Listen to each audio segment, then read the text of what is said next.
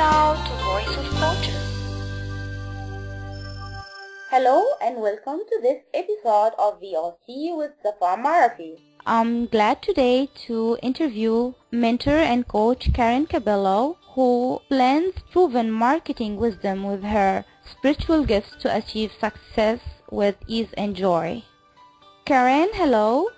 Hi, Safa. It's so great to be here with you. Thank you for being my interviewer.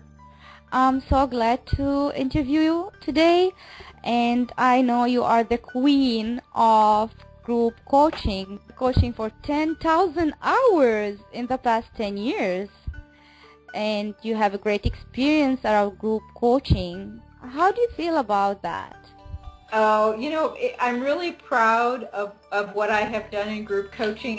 It's interesting because my background is in higher education, and I've taught at many different levels, and I've given a lot of different presentations, and group coaching is very different than all of those, and so I've really been honing my skills on it in the last 10 years. So may I ask you a few questions around group coaching? Oh, please. Yes. Okay, let's start with what is group coaching? That's a great question because there are many different forms of groups. Like I was saying, I was a teacher, and there are seminars and presentations and workshops and all kinds of things. Group coaching really is about eliciting the brilliance of each member of a group. So what sets it apart from any other type of group meeting is that in group coaching we bring all of our coaching skills to working with a group. So there's a little bit of facilitation in it because it's more than one client. But what we're looking for as a group coach is to elicit the most creative ideas from the group. So there's listening, there's acknowledgement, there's powerful questions. There are all the very same competencies that we use in coaching, only we use them in a group form. That's great. So how did you come to be an expert in group coaching? I think practice makes perfect, right? One of the things that has occurred is I studied group coaching many years ago. I started learning about inspired learning and inspired facilitation, and then kind of moved that into a group. And I actually say I received my first group when I was started out coaching. In my first year of coaching, in the first 9 months, I accumulated about 250 hours, which was a lot. What and a great number! I tell you, and I know you've done the same, Safa. But not too many people did. And so I was at the ICF meeting that year, and one of the other coaches said to me, Karen, you've gotten going so fast. If I bring you a group of coaches, will you coach us? And that was my first group. And I had to kind of learn by doing, learn what worked and learn what didn't. And ever since then, I've just been hooked. And so what happens is I bring my group coaching skills into everything. So even when I'm training, I bring the group coaching skills in. When I'm presenting, I bring the group coaching skills in. And so I just use this model wherever I am in groups now because it's so effective. It engages people. So it's a matter of education first, and going out of comfort zone, going to coach, and accumulation of knowledge by practicing. That is what you are trying to say in brief, right? Yes. So what are the benefits of group coaching to the coach? There are so many benefits to the coach, especially a new coach who's looking to get their practice going, and maybe they don't have the confidence or the people around them that are willing to invest heavily in themselves in individual coaching. So group coaching is very affordable. The coach can do this, and let's just say, for instance, you wanted to do a 3-hour group per month, meeting an hour 3 times a month, and you wanted to charge each person in the group $100, and you get 6 people in that group, that's $600 a month for 3 hours. So that's $200 an hour. Whereas to get a client that's willing to pay the $600 right off the bat might be a little harder. So for the coach, it's really great. It makes the coaching experience more affordable. Also, it does help you hone your coaching skills. There's a power in a group and a community that really is just beautiful. And you can also add and what they call upsell your services. So let's just say you do that group for $600 a month, and then they're only meeting 3 times for an hour. Well, what about that 4th week? You could offer an individual coaching session, you could offer some email coaching, and you could actually bring in more income, and you could be supporting the group very nicely. So is it possible to have one group coaching, single group coaching for a certain hours for once instead of 3 or 4 times?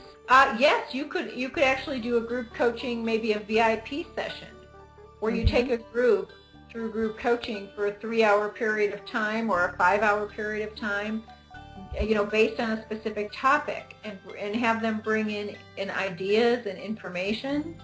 Kind of like a mastermind is what I'm getting, like a mastermind day is what I think you're talking about. Yes, exactly. So what are the benefits to the client who attends the group coaching? Yeah, so the benefits of the client is it's much more affordable than individual coaching. They get the ideas and the creativity of all of the group members. And sometimes it's easier, if you have a question, sometimes it's easier to hear the answer when you're not asking the question. So if another group member asks the question that you have, you might be in a better space, just a more allowing space to hear your answer. So that might, you get some other ideas.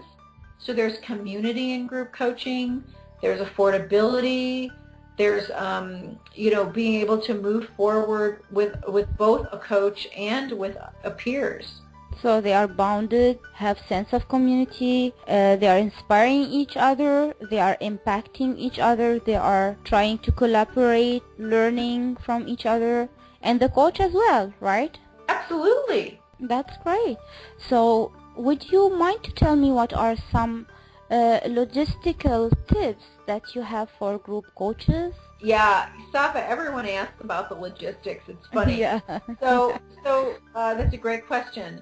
A couple tips. One that I just mentioned is if you have your group meeting at least 3 times a month, you can use the 4th week to add on additional services if they want, which makes the program more customized for each person. Another logistical consideration is that you don't really want to have more than 6 people within a 1-hour group. So let's just say you had 10 people sign up for your group, and you'd probably want to split that into 2 groups of 5, because you want to give people a chance to talk, in the group. This is about them. On the other hand, you want to have at least 3 or 4 people in that group. So if you have 3 people sign up for a group, you probably want to get a couple more people in. Because if one person can't make it one week and you only have 2 people, it gets kind of thin for the conversation. So anywhere between like 4 and 6 for an hour, or if you're going an hour and a half, or if you're going a longer day, as you said before, you could have maybe up to 10. But I wouldn't have too many more, because you want to keep the intimacy. Spiritually, I know you are so spiritual person and a coach. So is it related to spirituality here? Maybe so. I mean, I just think maybe it is that spiritual connection. Yeah. That people are in so many big groups during their days that you want to have this one be a very small, close, connected group. Yeah, I think you're right. Intimacy. You mean intimacy here. Yeah, I experienced that in my group coaching, which I learned from you. That's great. So, for the coaches, sometimes it's marketing group coaching is something difficult. So what is the best ways for the coach to market their group coaching? Yeah, this is a good question. So a couple things that make it really easy is if the coach has a specific group of people they're working with, maybe like a niche, so maybe they're working with professional women, let's just say, or parents of teenagers. So if you have a specific group of people, it makes it easy to market. If you have a specific challenge that you're working on, in addition, it makes it even easier. So let's just say you're working with professional women on work-life balance. Or you're working with professional women on getting promoted. Those are two different topics. So if you make the topic and the person very concrete, it's easier to bring people into the group, because then other people can refer that for you. So those are two things that really create a lot of ease, is to have a topic and to have a person, a specific person in mind. And then you would market through your normal channels. So you could use social media, you could use email marketing, you could use partners, like if other, let's just say that you did a parents of teenagers group on, how to really connect with your teenager. Then you could talk to schools or places where parents of teenagers were to really publicize this. You know exactly where to go, and especially on social media, you could have other people just kind of send it out virally to certain groups like LinkedIn and Facebook. They all have groups of where these kind of people gather. And it's interesting. I'll give you an example. One of my very good coaching colleagues and close friend called me this morning and left me a voicemail that she coaches mothers. And I had been posting her stuff on Facebook for mothers, her classes and things. And somebody that I know that actually worked at a restaurant here in Tucson, who I knew from the restaurant, and who moved out of Tucson, just called this person, this coach, and said, you know what, I saw you on Karen's Facebook. I'm a new mom, and I need this program. And, That's awesome. She did that. I mean, this was not a coach. This was just a person, a very good person I knew. And it's like that kind of stuff, it happens. So to really get it out there everywhere, because you never know. But see, the thing is, this person she was working with mothers, right, on taking time for themselves. So she had a very specific group and a very specific topic. And this person in my community saw it and contacted her. That's awesome. And Safa, I did want to add in, because you brought up the spirituality, I'll add in another tip on marketing. One of the things I've done for many years, and it works just beautifully, is what I call astral advertising. What that means? When I started in coaching, if I had any kind of like a speaking engagement, or if I was going to be in a networking event, for about the week before I went to sleep, I would close my eyes and I would connect with the spirits. I would connect my higher self with the higher self and the spirit of others that were going to be in that room. And I would just ask to be open to whatever it was to serve these people. And so if I woke up and had an idea, then I would write it down. And one of my friends, I said, I'm doing this. Do you know what this is? And she said, I don't know, but I'd call it astral advertising. So it's kind of on that astral plane, connecting with the higher selves and the spirits of those that are going to be in the room or in the group.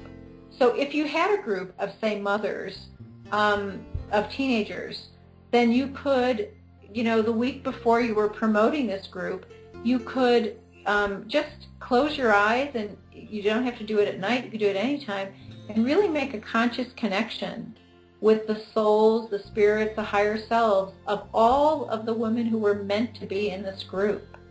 I have a tiny question here. What is the difference between a group coaching and a workshop? That is such a great question, Safa. And I think, to me, the difference is that group coaching really is about eliciting the best answers of the people in the group. Now, a workshop, if I had to do a workshop, I would prepare a lot more content, exercises, things I could bring people through experiences and all of that. If I'm doing group coaching, what would really help me most is to prepare questions. Because, when you prepare for a coaching session, you prepare yourself to be fully present, but the most preparation that you would need in a group is maybe a few questions to start the ball rolling that are related to the theme.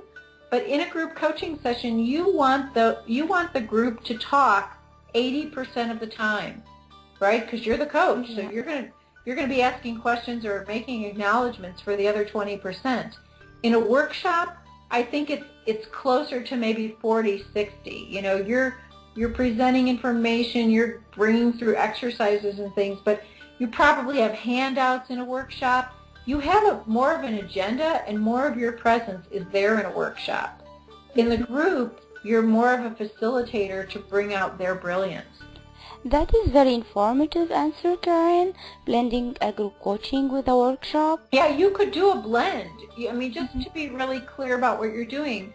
And I do think that group coaching can be added to anything. Like if you add a perspective of being a group coach to a workshop or a presentation or seminar or anything you're doing, it will automatically bring more value to drawing out the creativity of each member. So yes, it can definitely be blended in group coaching to any group experience. That's great, Karen. And I'm really happy that I interviewed you today. I would like to bring an announcement here that this month Karen Cappello is bringing a new group coaching certification program for the coaches who want to create deep and quality coaching experience at an affordable investment for their clients. Yes, and Safa, I have a very clear website. It's www.groupcoachingcertification.com. Oh, that's awesome! So everybody go and check the website, and I'm sure they will learn much. It is my pleasure today to interview the Queen of Group Coaching, Karen Cappello. Sending you, Karen, much of positive, alive vibes. Thank you, Safa. Same positive vibes right back to you. Thank you.